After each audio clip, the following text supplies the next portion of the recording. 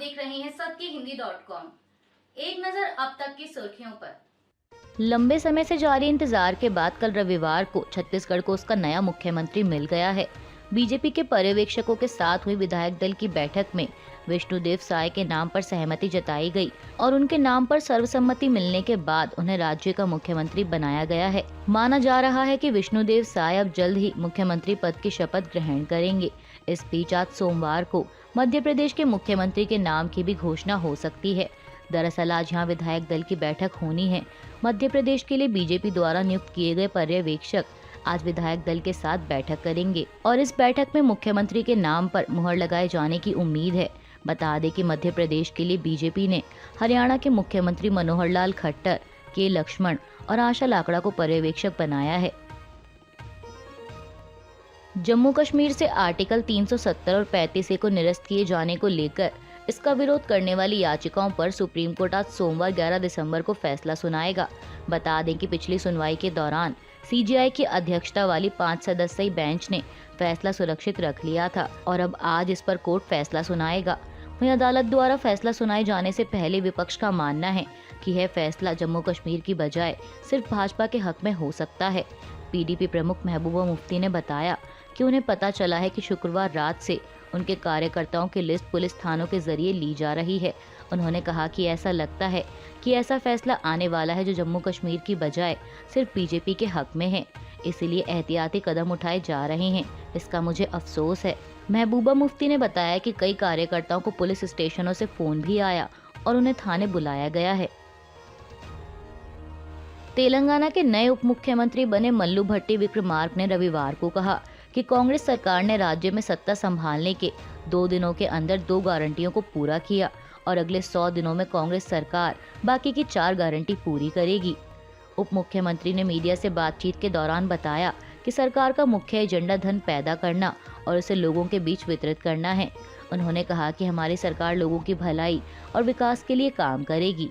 बता दें कि राज्य में पूरी की गई 2 गारंटियों में महिलाओं को सशक्त बनाने के प्रयासों के तहत उनको आरटीसी बसों में मुफ्त यात्रा की सुविधा प्रदान की गई है और दूसरी गारंटी को पूरा करते हुए राजीव आरोग्यश्री योजना के तहत चिकित्सा व्यय राशि को बढ़ाकर 10 लाख रुपए तक कर दिया गया है।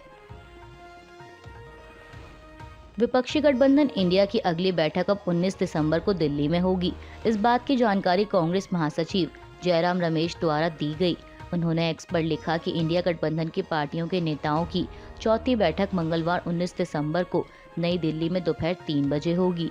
बता दें कि इससे पहले तय हुई बैठक की तारीख को लेकर कई दलों जैसे टीएमसी, जेडीयू और समाजवादी पार्टी द्वारा असमर्थता व्यक्त किए जाने के बाद इसे 17 दिसंबर के लिए पोस्टपोन कर दिया गया था, लेकिन अब एक बार फिर इसे स्थगित कर बैठक की तारीख 19 दिसंबर कर दी गई है।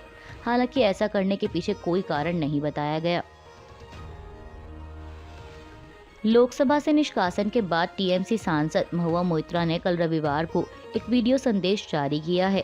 इस वीडियो में उन्होंने जनता, टीएमसी कार्यकर्ताओं और पार्टी नेताओं के प्रति आभार जताया कि उन्होंने इस लड़ाई में उनका साथ दिया। महुआ मोइत्रा ने कहा कि मैं आपकी बेटी हूँ, इस धरती की बेटी हूँ।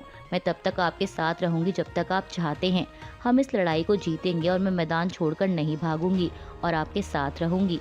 उन्होंने आगे कहा कि मैं कृष्णानगर के सभी निवासियों, टीएमसी कार्यकर्ताओं और ब्लॉक अध्यक्ष की आभारी हूं कि उन्होंने मेरे समर्थन में 2 दिनों तक विरोध प्रदर्शन किया। साथ ही मैं उनकी भी आभारी हूं जिन्होंने मुझे संदेश भेजकर मेरा समर्थन किया।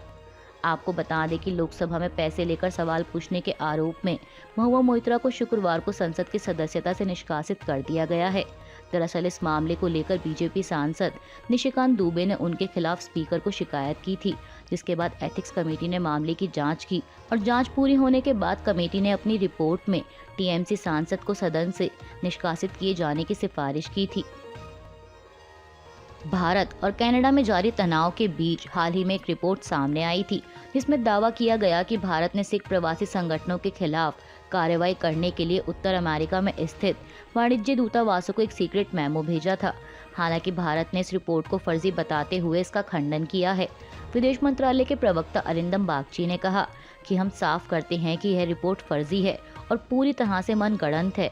यह भारत के खिलाफ सिर्फ एक दुष्प्रचार है और यह कोई ज्ञापन नहीं है। उन्होंने कहा कि यह पाकिस्तान की खुफिया एजेंसी द्वारा फैलाया गया एक झूठ है और जो भी इन फर्जी खबरों को बढ़ा रहे हैं वह केवल अपनी विश्वसनीयता पर ही प्रश्न चिन्ह लगा रहे हैं। वहीं विदेशी मीडिया रिपोर्ट में दावा किया गया है कि भारत ने अप्रैल 2023 में एक सीक्रेट मेमो जारी किया था और इस मेमो में खालिस्तानी आतंकी हरदीप सिंह निज्जर सहित कई सिख अलगाववादियों की सूची है।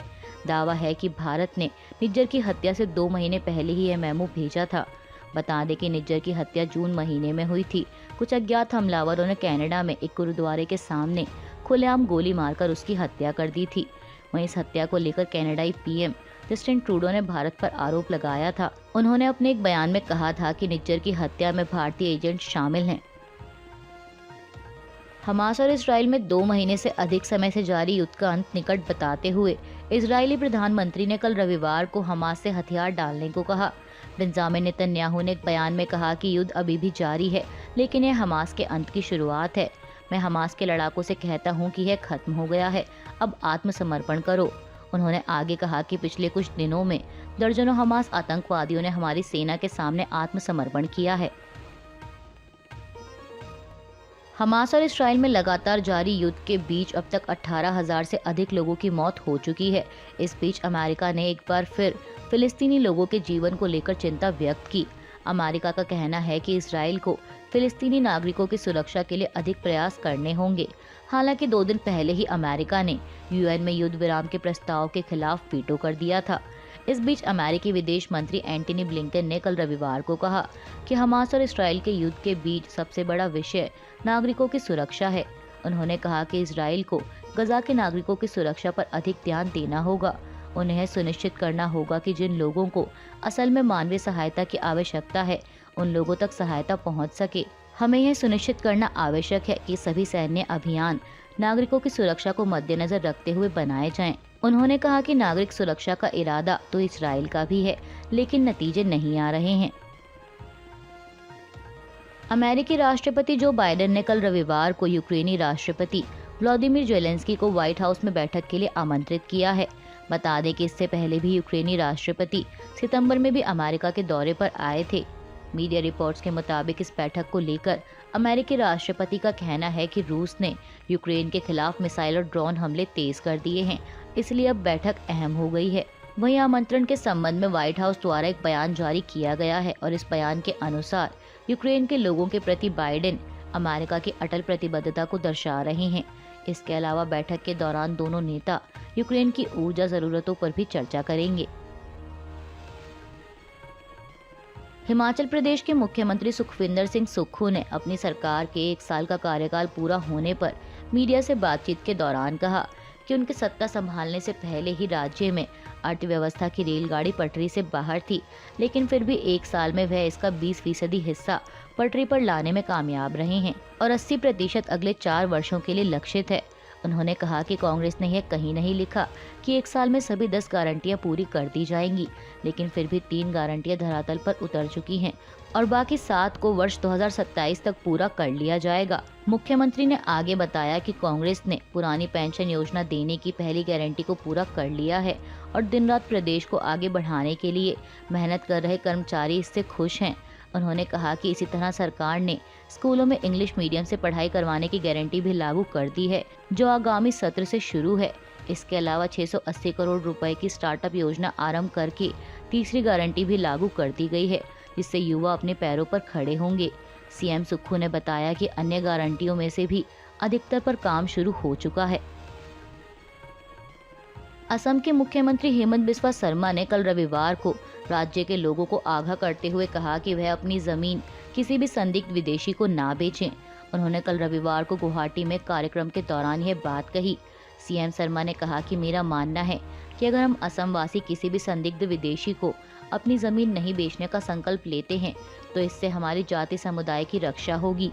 उन्होंने कहा कि कुछ लोग आर्थिक लाभ के लिए अपनी जमीन बेच देते हैं, जबकि उनको पैसे की कोई जरूरत नहीं होती, फिर भी वे अपनी जमीनें संदिग्ध विदेशियों को बेच देते हैं। ऐसे में आइए हम अपनी जमीन किसी भी संदिग्ध विदेशी को नहीं बेचने की प्रतिज्ञा लें।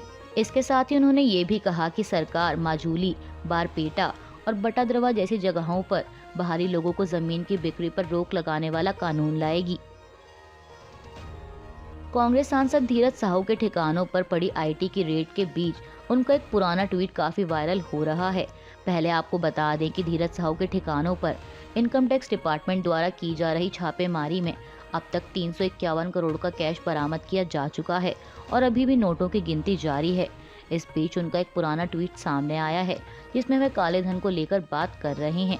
मीडिया रिपोर्ट्स के मुताबिक कांग्रेस सांसद का यह ट्वीट पिछले साल 12 अगस्त 2022 का है, जिसमें उन्होंने लिखा है कि नोटबंदी के बाद भी देश में इतना काला धन और भ्रष्टाचार देखकर मन व्यथित हो जाता है। उन्होंने आगे लिखा कि मेरी तो समझ में नहीं आता कि कहां से लोग इतना काला धन जमा कर लेते हैं। अगर इस देश से भ्रष्टाचार कोई जड़ से खत्म कर सकता है तो वह सिर्फ कांग्रेस पार्टी ही है। बता दें कि कांग्रेस सांसद के ठिकानों पर 6 दिसंबर से इनकम टैक्स की रेड जारी है। उन पर टैक्स चोरी और ऑफ द बुक लेन देन का आरोप है। वहीं कांग्रेस ने मामले से किनारा करते हुए कहा है कि सांसद धीरज साहू के बिजनेस से भारतीय राष्ट्रीय कांग्रेस का कोई लेना देना नहीं है और ये सिर्फ साहू ही बता सकते हैं और उन्हें यह स्पष्ट भी करना चाहिए कि कैसे आयकर अधिकारियों द्वारा कथित तौर पर उनके ठिकानों से इतनी बड़ी मात्रा में कैश बरामद किया जा रहा है।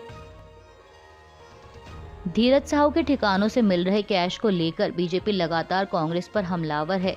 हालांकि कांग्रेस पहले ही साफ कर चुकी है कि इस मामले से उसका कोई लेना देना नहीं है। वहीं अब इस बीच बीजेपी के राष्ट्रीय अध्यक्ष जेपी नड्डा ने भी कांग्रेस के खिलाफ मोर्चा खोला है। उन्होंने कांग्रेस पर वार करते हुए सोशल मीडिया प्लेटफॉर्म एक्स पर एक पोस्ट में कहा कि भाई जवाब तो देना पड़ेगा तुमको भी और तुम्हारे नेता राहुल गांधी को भी। ये नया भारत है जहां पर राज परिवार के नाम पर जनता का शोषण नहीं करने दिया जाएगा। बीजेपी अध्यक्ष ने आगे लिखा कि भागते भागते थक जाओगे लेकिन कानून पीछा नहीं छोड़ेगा। अगर कांग्रेस भ्रष्टाचार की गारंटी है तो मोदी जी भ्रष्टाचार पर कार्यवाही की गारंटी हैं। उन्होंने लिखा कि जनता की लूटी हुई पाई पाई लौटानी पड़ेगी। समाजवादी पार्टी प्रमुख अखिलेश यादव ने कल रविवार को जातीय जनगणना की वकालत करते हुए केंद्र की बीजेपी सरकार पर जमकर निशाना साधा। अखिलेश यादव ने बीजेपी पर लोगों को उनकी जातियों के आधार पर समानता से वंचित करने का आरोप लगाते हुए कहा कि सामाजिक न्याय की लड़ाई तभी खत्म होगी जब जातीय जनगणना होगी और लोगों को समान हक मिलेगा। उन्होंने कहा कि यह लड़ाई अभी बहुत लंबी है। पिछड़ों और दलितों को उनका हक दिलाना है और सामाजिक न्याय से ही लोगों को लाभ मिलेगा। इसके साथ ही सपा प्रमुख ने बुंदेलखंड से जुड़े बीजेपी सरकार के ऐलान पर भी तंज कसते हुए कहा कि बुंदेलखंड के लोग जानते होंगे कि भाजपा ने बड़े सपने दिखाए हैं। दिल्ली वाले आए और उन्होंने कहा कि उत्तर प्रदेश में मिसाइल बनेगी। आज से 10 साल पहले पीछे मुड़कर देखते हैं तो जिन्होंने टैंक बम बनाने का भरोसा दिलाया था उन्होंने आज तक एक सुतली बम भी नहीं बनाया। टीडीपी प्रमुख एन चंद्रबाबू नायडू ने रविवार को प्रधानमंत्री नरेंद्र मोदी को पत्र लिखकर चक्रवात मिचोंग से हुई तबाही को राष्ट्रीय आपदा घोषित करने को कहा। चंद्रबाबू नायडू ने आंध्र प्रदेश और तमिलनाडु में चक्रवात से व्यापक नुकसान का हवाला देते हुए पीएम मोदी से इसके प्रभाव को पहचानने का अनुरोध किया। उन्होंने पत्र में लिखा कि इन परिस्थितियों को ध्यान में रखते हुए और यह मानते हुए कि चक्रवात का प्रभाव केवल आंध्र प्रदेश तक ही सीमित नहीं है बल्कि इसने पड़ोसी राज्य तमिलनाडु को भी प्रभावित किया है। ऐसे में मैं चक्रवात मिचोंग को राष्ट्रीय आपदा घोषित करने का आग्रहपूर्वक अनुरोध करता हूं। शिवसेना यूबीटी नेता संजय राउत ने रविवार को कांग्रेस को आगाह करते हुए कहा कि अगर गांधी परिवार के नजदीकी लोग प्रधानमंत्री नरेंद्र मोदी के अनुकूल राजनीति करते रहेंगे तो देश की सबसे पुरानी पार्टी को 2024 के लोकसभा चुनाव में और मुश्किल का सामना करना पड़ेगा। पार्टी के मुखपत्र सामना में संजय राउत ने ईवीएम संबंधी आशंका को उठाने का भी आह्वान किया। उन्होंने दावा किया कि मध्य प्रदेश में जब बैलेट पेपर की गिनती हो रही थी तब कांग्रेस 199 सीट पर आगे चल रही थी, लेकिन ईवीएम से गिनती शुरू होने के साथ ही परिस्थिति पूरी तरह से बदल गई। केंद्र की बीजेपी सरकार पर पश्चिम बंगाल का 1.15 लाख करोड़ रुपए बकाया होने का दावा करते हुए मुख्यमंत्री ममता बनर्जी ने कल रविवार को कहा कि भाजपा के नेतृत्व वाली एनडीए सरकार को या तो धन जारी करना चाहिए या फिर कार्यालय खाली कर देना चाहिए। इसके साथ ही सीएम बनर्जी ने राज्य का बकाया जारी करने की मांग करते हुए प्रधानमंत्री नरेंद्र मोदी से मिलने का समय मांगा है। मुख्यमंत्री ने एक सार्वजनिक बैठक को संबोधित करते हुए कहा कि बंगाल का बकाया 1.15 लाख करोड़ रुपए का फंड मांगा जाएगा।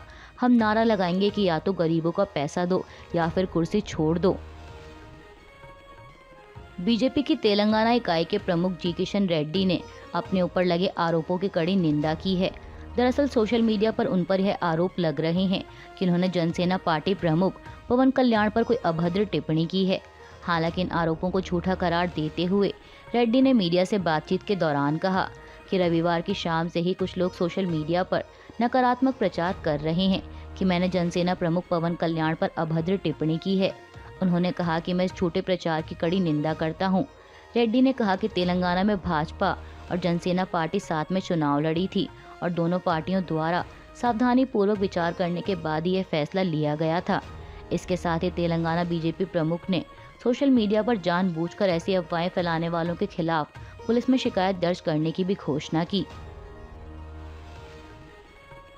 आम आदमी पार्टी ने पंजाब में अपने 2024 के अभियान की शुरुआत राज्य में डोर स्टेप डिलीवरी योजना को हरी झंडी दिखाने के साथ की। ये एक ऐसा चुनावी वादा है जिसने पार्टी को दिल्ली में भरपूर राजनीतिक लाभ दिलाया। बता दें कि इस नई योजना भगवंत मान सरकार तुम्हारे द्वार के तहत पंजाब के लोग अब घर बैठे ही हेल्पलाइन नंबर 1076 डायल करके जन्म, विवाह और मृत्यु पंजीकरण प्रमाण पत्र जारी करने सहित 43 सरकारी सेवाएं प्राप्त कर सकेंगे। भारतीय वायुसेना पाकिस्तान के मोर्चे के पास राजस्थान के बीकानेर जिले में नाल हवाई अड्डे पर स्वदेशी LCA मार्क 1A लड़ाकू विमान स्क्वाड्रन का पहला स्क्वाड्रन बनाने की योजना बना रही है। विमान जो मौजूदा LCA मार्क 1 तेजस लड़ाकू विमानों से कहीं अधिक उन्नत होगा, नवीनतम स्वदेशी रडार और एवियोनिक्स से लैस किया जा रहा है। रक्षा सूत्रों ने ANI को बताया कि LCA मार्क A1 लड़ाकू विमानों का पहला स्क्वाड्रन राजस्थान के नाल हवाई अड्डे पर स्थापित करने की योजना है और इसे वर्तमान में वहां तैनात 2 MiG-21 बाइसन स्क्वाड्रन में से एक में शामिल किया जाएगा। अभी के लिए बस इतना ही। बाकी की खबरों के लिए जुड़े रहिए सत्यहिंदी.com के साथ।